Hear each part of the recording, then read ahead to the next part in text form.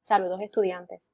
En las clases pasadas hemos estado desarrollando el tema número 1, que es economía, para ir introduciendo los conceptos básicos sobre los cuales vamos a estar construyendo el resto de nuestra clase durante el semestre.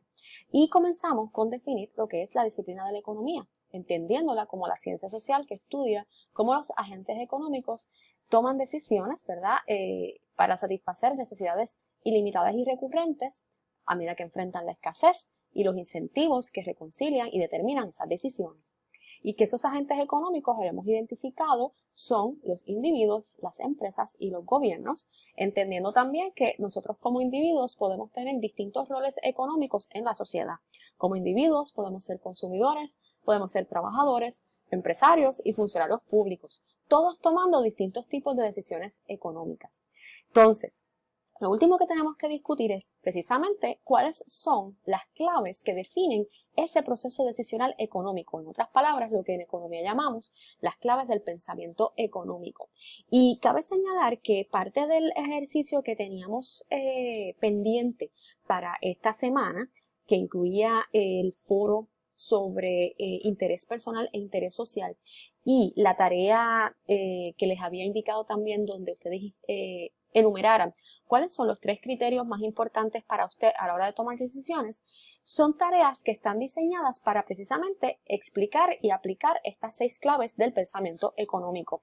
Hoy las voy a desarrollar brevemente, va a ser un video corto, pero que un poco va a redondear este último tema que nos queda y que lo que haremos entonces en la clase del lunes será aplicarlo tanto a la contestación que usted haya dado a la pregunta de los 3 criterios como a la contestación que usted haya dado al foro y ver cómo es que en efecto nosotros de maneras conscientes e inconscientes ya tenemos empotrado, ya tenemos bien internalizado en nosotros este proceso de pensamiento económico. Esas 6 claves se resumen en lo siguiente. Número 1, que cada elección económica implica un intercambio. Cuando nosotros definimos economía como la ciencia que estudia cómo los seres humanos satisfacen necesidades ilimitadas con recursos escasos, estamos estableciendo ya el conflicto principal de esa premisa, ¿no? Y es que si yo tengo necesidades ilimitadas y recursos escasos, yo voy a tener que decidir. Por eso decíamos al inicio del semestre, al inicio de esta clase, que la economía es la ciencia de la decisión. Tenemos que decidir sobre qué necesidades yo voy a satisfacer y decidir con los recursos que tengo cómo las voy a satisfacer. Y ante esa decisión, elegir. Y ante cada elección, un intercambio. Enfrentamos una renuncia en la que damos una cosa a cambio de otra para poder satisfacer unas necesidades en particular. Así que cada elección para nosotros implica un intercambio, un dar un recurso a cambio o renunciar a una necesidad o la satisfacción de una necesidad a cambio de satisfacer otra necesidad con los mismos recursos que tenemos. De esto y del hecho de que el problema fundamental que nosotros enfrentamos es precisamente la escasez de recursos, que de hecho es el problema económico que discutiremos en el tema 2, dado que enfrentamos ese hecho, es inevitable enfrentar que cada decisión que tomamos implica un intercambio o una renuncia. Y ese intercambio o esa renuncia nosotros la valoramos de maneras distintas. La valoramos de formas diferentes porque cada una de nuestras decisiones y elecciones depende de nuestras preferencias, pero sobre todo responde, bien lo indica aquí la sexta clave, responde a nuestros incentivos. Y eso es muy particular a todos nosotros. El segundo principio, la segunda idea clave es que nosotros como personas, como agentes económicos, tendemos a tomar decisiones racionales. Esto es, siempre vamos a estar comparando los beneficios con los costos. Aquí es donde yo enfatizo el hecho de que nosotros siempre hacemos este proceso decisional. El asunto es que no siempre está consciente a nosotros, no estamos conscientes de ese proceso, pero sepa que sí, nosotros siempre estamos sopesando qué gano y qué pierdo con cada decisión económica, ¿ok? Así que eso es parte de lo que vamos a discutir en lunes en clase sobre qué criterios usted toma en cuenta a la hora de decidir cómo satisface sus necesidades. Y la verdad es que no importa cuáles sean sus criterios, si usted está haciendo un análisis de cuánto me beneficia o me cuesta XY decisión o XY elección, usted está siendo racional. Independientemente del juicio de esa decisión, siempre esto es el criterio que opera. ¿Me beneficia o me cuesta? ¿Es positivo o es negativo? Este concepto de decisiones racionales lo vamos a aplicar también en la discusión del foro que tenían asignado. Cuando estamos hablando de decisiones racionales, estamos hablando de dos conceptos, beneficio y costo. El beneficio es lo que nosotros entendemos que ganamos de una decisión al enfrentar un intercambio para obtener algo, ¿ok? Y el costo es aquello a lo que tenemos que renunciar para obtener ese algo a cambio. Aquí los conceptos de beneficio y costo tienden a ser un poco más abstractos, un poco más amplios, pero ciertamente toda decisión que implica un intercambio implica un costo, implica una renuncia. Lo que pasa es que diferenciamos entre beneficio y costo como el resultado final de esa renuncia. Si yo renuncié a tiempo de sueño para estar en clase, o a tiempo de trabajo para estar en clase, o renuncié a tiempo de ocio para estar en trabajo, yo he renunciado y yo voy a estimar si esa renuncia me ha generado un beneficio positivo o un costo o consecuencia negativa. A eso es a lo que llamamos decisiones racionales. Renunciamos porque hay un intercambio. En el momento que hay un intercambio hay una renuncia. Renunciamos a ciertas cosas para poder satisfacer otras necesidades en función de un proceso racional, donde sopesamos qué gano y qué pierdo, o qué puedo ganar potencialmente o qué puedo perder potencialmente a la hora de tomar esas decisiones. Decisiones que, en efecto, como bien indica el quinto principio, no necesariamente implican sí o no. O sea, nuestras decisiones económicas en su gran mayoría no son decisiones categóricas, entiéndase. Tengo una necesidad, ¿la satisfago? Sí o no. Usualmente la mayoría de nuestras decisiones no tiene esa implicación, no son decisiones absolutas, más bien se basan en lo que llamamos la disyuntiva de qué tanto yo puedo satisfacer una necesidad, qué tanto me voy a beneficiar de una decisión o de una renuncia, qué tanto me va a costar esa decisión o esa renuncia. Así que esto es lo que llamamos el análisis marginal. Nuestras decisiones racionales, cuando sopesan los beneficios y los costos, implican en su mayoría un análisis racional. ¿Qué tanto voy a tener que dejar de dormir para poder trabajar?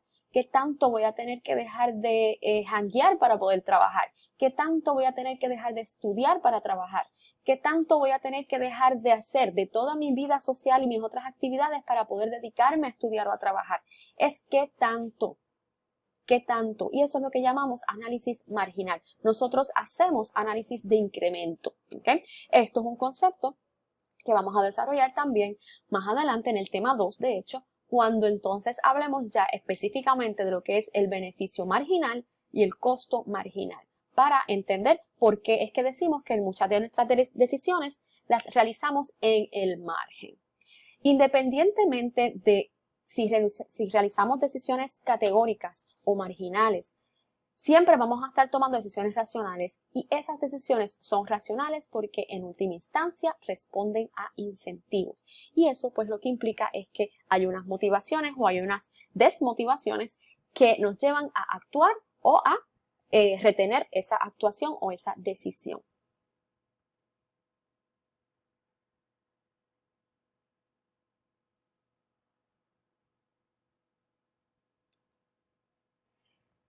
Toda decisión implica un intercambio.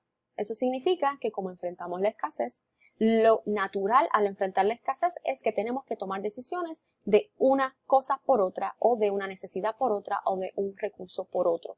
Y tanto la escasez como la elección son el foco principal del pensamiento económico. Eso es también una idea que vamos a desarrollar en el tema número 2, cuando hablemos de nuestro primer modelo, la frontera de posibilidades de producción. Como toda elección representa un intercambio, eso significa que estamos renunciando a algo para obtener otra cosa a cambio. Y eso es lo que nosotros llamamos el costo de oportunidad, aquella alternativa de mayor valor a la que tengo que renunciar para poder obtener esa otra cosa a cambio. ¿Okay? Cuando hablamos del costo de oportunidad, el valor de esa renuncia es lo que estimamos beneficio o estimamos costo. En nuestra proceso de pensamiento económico hay distintos intercambios para que tengamos una idea. Siempre vamos a estar enfrentando una renuncia o una elección que implica un intercambio. Los más comunes, para que tengamos una idea de a qué nos referimos con intercambio, piense en la primera interrogante de la economía. ¿Qué y cómo y para quién se produce? Cuando entonces hablamos de intercambios, si hablamos de qué se produce, esos intercambios se dan, o ¿verdad? Ese costo de oportunidad se da en el momento en que elegimos cómo vamos a gastar nuestros ingresos. Por ejemplo, ¿qué consumo? Pues eso depende de cómo yo decida gastar mis ingresos. ¿Ok? Una cosa por otra. Comida por entretenimiento, gasolina por gastos de estudio, etcétera, etcétera. Ropa por alimento, entretenimiento por alimento. Todos los días estamos tomando estas decisiones al elegir cómo gastamos nuestros ingresos, que sean muchos o pocos, ¿verdad? Según esa concepción, independientemente, son limitados en un momento dado. También enfrentamos el intercambio del qué, cuando el gobierno elige cómo gastar nuestros impuestos. Y aquí hay un planteamiento filosófico que se manifiesta en el presupuesto público del gobierno. Todos los años el presupuesto se desarrolla y se planifica según lo que el gobierno entiende es su elección sobre cómo gastar nuestros impuestos. En otras palabras, cómo va a proveer los servicios públicos al colectivo y a la sociedad. Y eso es una decisión económica que implica el intercambio de qué. Gasto más en salud que en educación si quisiera gastar más con el presupuesto que es limitado para un año y fijo para un año fiscal. Si yo quisiera dedicarle más recursos a educación, se lo voy a tener que restar a otras partidas. Ahí hay un intercambio. De igual manera, las empresas se enfrentan intercambios del qué cuando deciden con los recursos que tienen, con el capital, con la capacidad del empresario física y financiera e intelectual, decide qué producir con esos recursos, ¿verdad? Decide qué opción de negocios o qué opción comercial es la más lucrativa. Ahí también enfrenta costo de oportunidad, cosa que también vamos a discutir en el tema de organización de la producción más adelante, cuando entremos de lleno en el tema de micro. Otro tema que es también relacionado a la empresa es el cómo. Recuerden que el cómo tiene que ver con tecnología, tiene que ver con los recursos de la economía, tierra, trabajo, capital y empresarismo. Y esos recursos, cómo se organizan, es lo que llamamos tecnología. Y la decisión de la empresa de el cómo producir es también una decisión de intercambio. ¿Por qué? Porque en formas en que queremos ser más eficientes o en instancias en que queremos ser más eficientes en producción, la empresa se va a tener que ver en la posición de adelantar nuevas tecnologías que impliquen el reemplazo del factor humano, de la mano de obra, por capital. Y eso tiene unos intercambios bien importantes que están relacionados con el gran intercambio de la segunda pregunta, decisiones personales o de interés personal o interés propio versus interés social. Y cuando una empresa decide reemplazar mano de obra por capital, lo está haciendo en nombre de la eficiencia, pero está generando un problema social. Mayor desempleo, menores ingresos y menores capacidades para esa mano de obra, para ese capital humano, satisfacer sus necesidades. Y ahí es donde vemos este conflicto. Equidad y eficiencia. Y por último, el intercambio del para quién. ¿Quién consume? Pues eso va a depender de cómo se distribuye el poder de compra o el poder adquisitivo en una sociedad. También bien relacionado con este gran intercambio entre igualdad o equidad y eficiencia, producto de las decisiones del qué, el cómo y el para quién. Y que generan entonces esa segunda interrogante, que es el conflicto interés propio con interés social. Cuando nosotros estamos tomando esas decisiones, independientemente del resultado que puedan proveer en términos sociales o colectivos, toda decisión que nosotros tomamos como agentes económicos tiene por default la premisa o parte por default de la premisa de que son decisiones racionales, que se basan en la comparación de los costos y los beneficios y que fundamentalmente son las que nosotros tomamos tomando en cuenta lo que es mejor para nosotros. Y lo que es mejor para nosotros es aquello que me beneficie. Así que nosotros siempre vamos a estar tomando esas decisiones económicas en función del beneficio que podemos estimar sobre el costo que nos puede representar XY necesidad o XY solución o decisión que nosotros identifiquemos para la satisfacción de las necesidades. Así que cuando nosotros estamos tomando esas decisiones, Lo único relevante para determinar si algo me beneficia sobre el costo de esa decisión son mis necesidades, las necesidades de la persona únicamente. En otras palabras, estamos hablando de la prevalencia del interés personal. Lo único relevante para mí, para yo determinar si soy racional o no, es las necesidades de la persona que está tomando esa decisión. ¿Y eso qué significa? Que lo que puede ser racional para usted no necesariamente puede ser racional para mí, siempre y cuando este sea el principio, beneficio sobre costo. El resultado de tomar una decisión de beneficio sobre costo, ya sabemos nuevamente y enfatizamos que es lo que tiene la connotación del conflicto interés personal con interés social. No toda decisión que yo tomo sobre beneficio sobre costo es justa, equitativa, legal, moral y sobre todo no necesariamente va a tomar las necesidades de nadie más en cuenta. Sin embargo, nuestras necesidades, nuestro proceso decisional no depende de las necesidades de otros cuando nosotros estamos decidiendo, pero las necesidades nuestras per se emanan precisamente de la interconexión que hay entre las necesidades de todos nosotros en sociedad, de cómo esas personas deciden y de cómo nosotros también decidimos sobre esas personas. Emanan de nuestras necesidades y confligen con otras necesidades. Lo único, y esto parecerá como un poco enredado o contradictorio, lo único es que aun cuando nuestras necesidades emanan de un proceso social, nuestro proceso decisional es individual. Eso es lo que queremos decir. En ese momento es que determinamos si somos agentes económicos racionales o no. Si somos racionales, vamos a decidir beneficio sobre costo. Si decidimos beneficio sobre costo y en ese proceso nosotros fomentamos o desarrollamos o provocamos que esas decisiones también sean en pro del bienestar conjunto, eso es otro debate, esa es la otra pregunta, la segunda interrogante de la economía. Básicamente, este concepto de la decisión racional es lo que provee la contestación general a esa primera pregunta de la economía.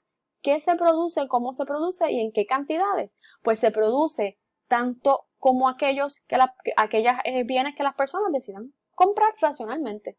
Lo que decidamos de beneficio sobre costo es lo que decide qué se produce y en cuántas cantidades. Así que para esa primera pregunta, ¿qué, cómo y quién? La respuesta es, se produce todo aquello que se decida racionalmente comprar y producir.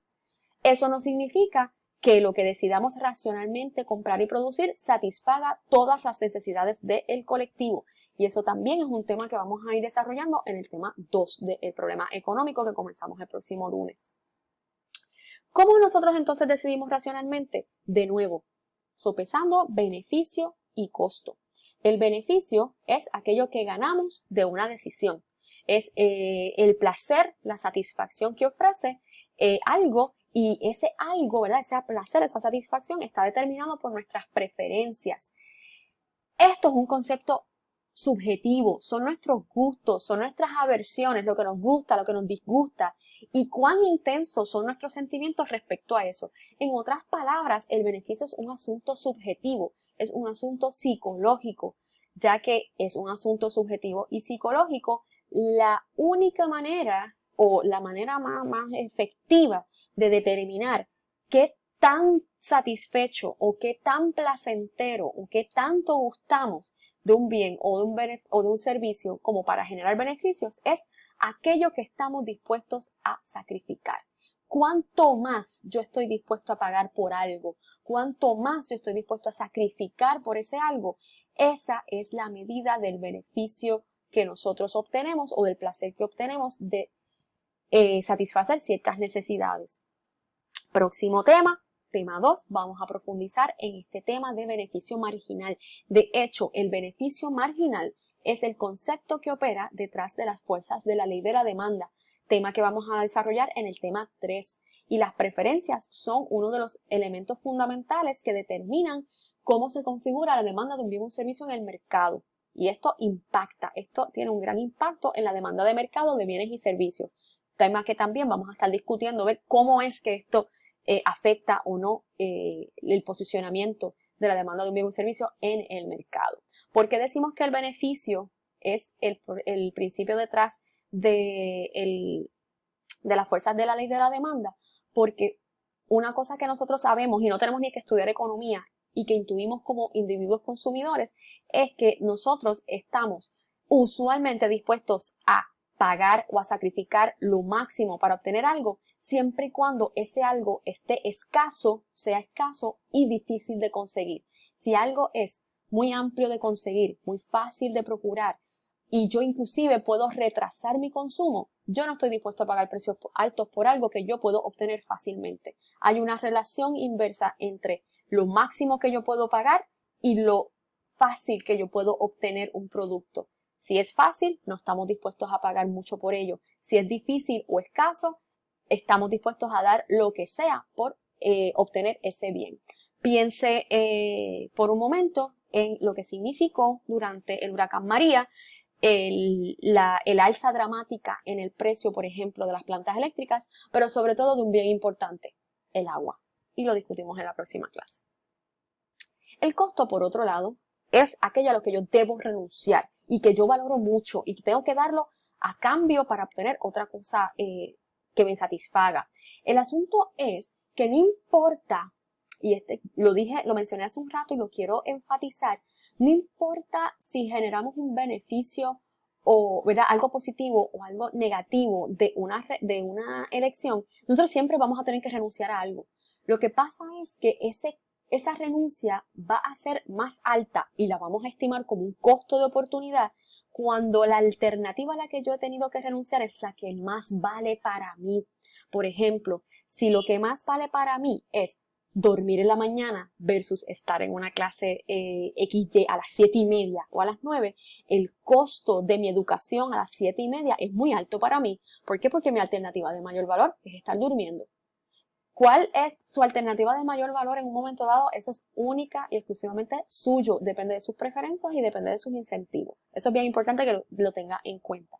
Así que, cuando hablamos de costo, hablamos precisamente de la renuncia. ¿Qué tengo que dar a cambio para poder obtener otra cosa?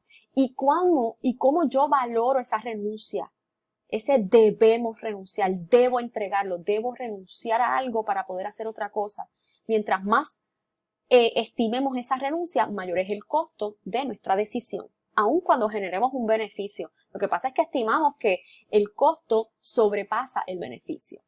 Por eso es que decimos que nuestras decisiones no son tanto de si satisfago una necesidad o no, más bien son qué tanto yo puedo satisfacer una necesidad, qué tanto beneficio yo puedo derivar de esa satisfacción y qué tanto me va a costar esa renuncia para poder lograr la satisfacción.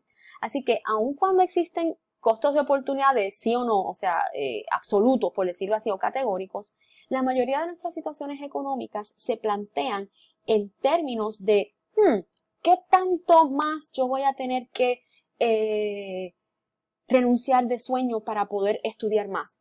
¿Qué tanto me va a costar llegar tarde a la clase si me quedo media hora más durmiendo? O sea, parecerán decisiones muy sencillas y hasta automáticas en ocasiones, pero es que así es como funciona fundamentalmente nuestro proceso decisional racional. Nosotros siempre estamos a la búsqueda de qué tanto yo puedo ajustar mi decisión económica para lograr algún balance en la satisfacción de esas necesidades que están en conflicto. Así que por eso es que decimos que decidimos o elegimos al margen. Y el qué tanto, ese margen, que es el que me lleva a mí a hacer esos ajustes buscando el balance, responde a incentivos. Los cambios en mis costos marginales o en beneficios marginales, en otras palabras, cómo yo voy sopesando cuánto más me cuesta, cuánto más me beneficia una decisión, altera nuestros incentivos. Por ejemplo, si yo decidí que voy a dormir menos para estudiar más para un examen y resulta que el resultado de ese examen es adverso a mí, saqué una nota que no esperaba sacar, yo voy a ajustar mis incentivos. Yo voy a ajustar mi decisión. En el próximo examen, pues, voy a tener que dejar de dormir un par de horas más y dedicarle ese par de horas más a estudiar, a ver si en la próxima decisión que tengo que tomar, que es el próximo examen, yo obtengo un beneficio que supere el costo. Y así vamos haciendo alteraciones distintas en todas nuestras decisiones haciendo ese assessment entre cuánto más me beneficia algo o cuánto más me cuesta algo, y nosotros vamos ajustando nuestro proceso decisional accordingly, ¿verdad? Vamos haciendo esos ajustes y observando los cambios en nuestros incentivos. De manera que el ajuste en esos incentivos y la manera en que nosotros desarrollamos esos incentivos que fundamentalmente dependen de nuestras preferencias. Y ya dijimos que las preferencias son individuales, son psicológicas, son subjetivas, y lo que sea importante para usted no tiene que ser importante para mí, y no puede haber un juicio ahí, no debe haber un juicio ahí, porque mis incentivos responden a mi realidad, a mi circunstancia, a mi contexto, y los suyos responden a los suyos. Así que la manera en que nosotros, y obviamente ahí ya estoy estableciendo un conflicto, lo que implica, de nuevo, y resalta el conflicto de mi interés versus el tuyo, o de mi interés versus el interés social. Así que la clave para buscar el balance entre estos dos intereses conflictivos es ver de qué manera podemos ajustar los incentivos individuales y sociales buscando ese balance. La manera en que la economía como disciplina intenta ofrecer respuestas sobre esto es lo que hace de la economía, más allá de una ciencia social, también una herramienta de política pública. Nosotros como economistas, para poder, ¿verdad?, como científicos sociales y poder ofrecer las respuestas a las preguntas que se plantea la disciplina, pues distinguimos entre dos tipos de enunciados. Si fuéramos a llevar esto al método científico, estamos hablando de dos tipos de preguntas o de problemas, ¿verdad? Dos tipos de preguntas de investigación, tanto positivos como normativos. Positivos, viene del positivismo aristotélico, ¿verdad? Y lo que significa es objetivo. Toda pregunta que utiliza el método científico, o toda disciplina que utiliza el método científico, por ejemplo, en las ciencias naturales, no se tiene que plantear la disyuntiva de tener enunciados normativos, que son tipo moral o tipo opinión. Se basa en enunciados positivos. Preguntas que pueden ser sometidas a prueba y que se contrastan con hechos. Y probamos o no nuestras hipótesis. Y generamos una conclusión. Eso es lo que hace de la ciencia, de la economía, una ciencia social. Bueno, de todas las ciencias sociales las hace ciencia. El hecho de que podemos aplicar el método científico a enunciados o a problemas objetivos de la economía y de la sociedad, que son enunciados que podemos poner a prueba y contrastarlos con datos, con hechos, y llegar a conclusiones. Pero como es una ciencia social, esos enunciados positivos u objetivos van a estar estrechamente relacionados con asuntos normativos. En otras palabras, con enunciados que expresen una opinión o una visión filosófica o una visión particular de la vida, y esas visiones, las opiniones no se ponen a prueba. O sea, cuando usted tenga un debate sobre un hecho o una opinión, pregúntese, ¿qué distingue un hecho de una opinión? Un hecho lo puedo poner a prueba, una opinión no la puedo poner a prueba. El asunto en economía es que los asuntos económicos, las decisiones económicas tienen un componente de ambos. Tienen un componente objetivo, racional, y tienen un componente normativo, que es el que recoge el aspecto social de la economía como disciplina. En la clase del lunes les voy a proveer un ejemplo cuando estemos comenzando el tema del problema económico, para que tengamos una idea de a qué nos referimos con cómo la economía, siendo ciencia, parte de premisas objetivas, pero también parte de premisas normativas o subjetivas. Y es fundamentalmente porque tiene que ver con ese asunto de que hay un elemento social humano que es difícil de cuantificar.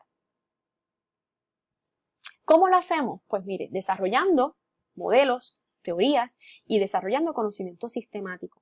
Cada intento por contestar las dos interrogantes de la economía implica tener que descubrir, ¿verdad?, como tarea principal de nuestra ciencia, tener que descubrir distintos enunciados objetivos y positivos que puedan ser consistentes con lo que observamos en el mundo a nuestro alrededor, que nos permitan explicar y entender ese mundo económico y social que observamos, tratar de buscar lo racional, lo que podamos explicar, y que sea consistente para poder buscar esas soluciones o esas contestaciones constantemente a las preguntas o a las dos interrogantes de la economía. Así que nosotros como economistas constantemente estamos creando y poniendo a prueba todo eso que observamos en el mundo real a través de modelos económicos, que pueden ser teóricos, gráficos y o matemáticos, o los tres. ¿Okay? ¿Qué es un modelo económico? Pues un modelo económico es una descripción que puede ser de nuevo matemática o gráfica y que nos permite explicar algún asunto del mundo económico, extraer de ese asunto sus características más importantes y más necesarias para que, para propósito del estudio, podamos explicarla de una manera sencilla y podamos aplicarlo entonces al mundo real. ¿Por qué hablo de modelo económico al final del tema? Porque una vez nosotros establecemos nuestros conceptos básicos de economía, las dos disciplinas o subdisciplinas en las que se divide la economía, las dos interrogantes que intenta contestar la economía y las claves del pensamiento que se desarrolla en función de tratar de contestar esas dos preguntas, ahora falta el cómo. ¿Cómo intentamos contestar esas preguntas? Pues con modelos económicos, con conocimiento sistemático. Y la primera pregunta que nosotros tenemos que plantearnos es ¿cuál? ¿Qué se produce? ¿Cómo se produce? ¿Y en qué cantidad se produce? Esa es nuestra primera interrogante.